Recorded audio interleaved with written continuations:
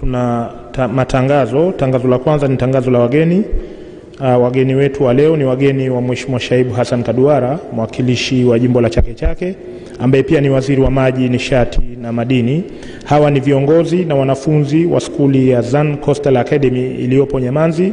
Jumla yao ni 38 wakiongozwa na Lailat Hamis Kombo na Najair Nasor Salim ambao ni wale pale wamesimama.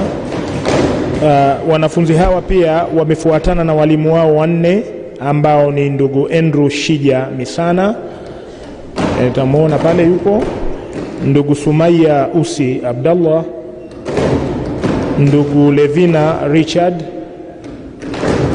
na ndugu Juma Amani. Karibuni sana, na wanafunzi wote kwa pamoja kama wapo hapo wanaweza kanyanyuka ili tukawaona.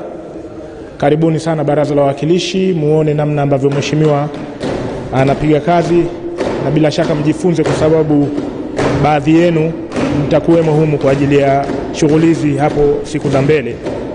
Asanteni sana, karibuni.